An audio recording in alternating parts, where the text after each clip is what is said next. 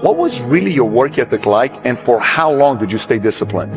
Well, I mean, every day. I mean, since, for 20 years, it was an everyday process and trying to figure out strengths and weaknesses. For example, jumping ability. Man, my vertical was a 40, it wasn't a 46 or a 45. My hands are big, but they're not massive. Right, so you got to figure out ways to strengthen them so your hands are strong enough to be able to palm a ball and do the things that you need to do. Quickness, I was quick, but not insanely quick. I was fast, but not ridiculously fast. Right, so I had to rely on skill a lot more. I had to rely on angles a lot more. I had to study the game a lot more. And but I enjoyed it though. So like from the time I can remember when I started watching the game, I studied the game, and it just never changed. What does losing feel like to you? It's exciting. Why is it exciting? Because it means you have different ways to get better. There's certain things that you can figure out that you can take advantage of, right? Certain weaknesses that were exposed that you need to shore up. Right, so it was exciting. I mean, it sucks to lose, right, but the hardest thing is to face that stuff. That's a really, really tough challenge. How did you get mentally and emotionally so strong where it doesn't bother you? Well, you got to look at the reality of the situation. Like for me, it's not. You kind of got to get over yourself, right? And then after that, it's okay. Well, why did those air balls happen?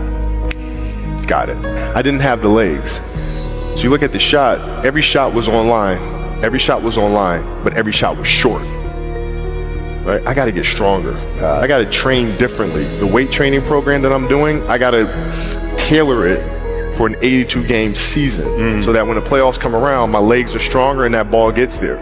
So I look at it with rationale and say, okay, well, the reason why I shot air balls is because my legs aren't there. I go, well, next year they'll be there.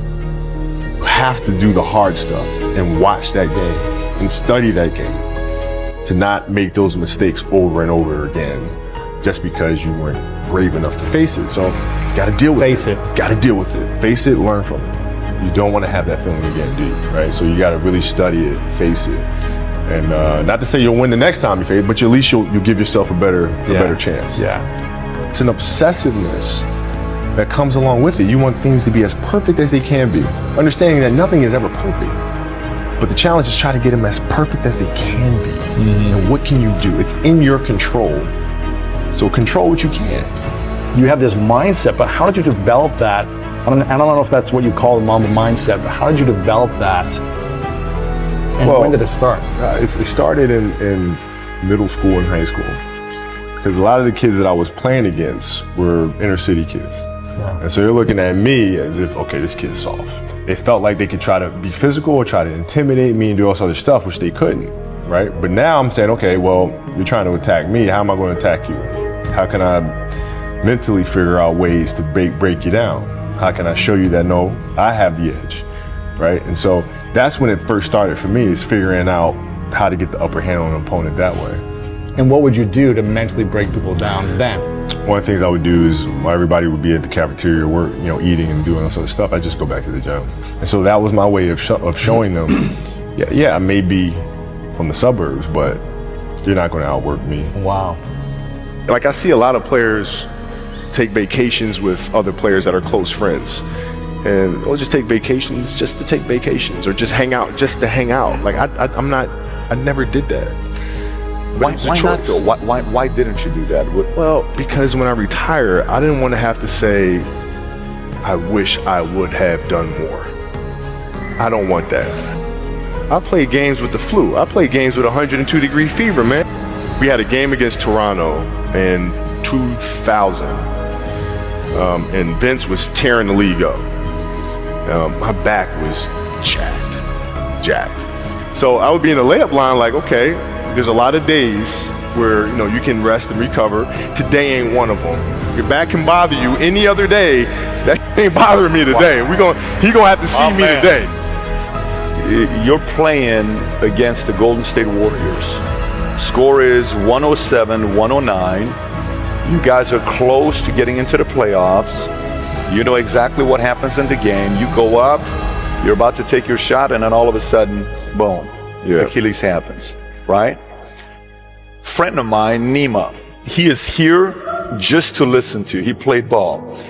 And he told me, he says, Patrick, I don't think you understand. He says, when I tore my Achilles in high school, he says, 4 friends of mine dragged me to my hospital. I was crying from there straight to the hospital. He says, I have no clue how the hell this guy did it. He went and hit the free throws, and then you walked off the stage. How the hell do you tolerate that kind of pain?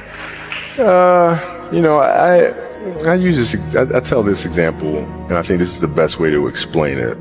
You know, you have a hamstring injury, you pull your hamstring really, really badly, you can barely walk, right? Let alone play anything.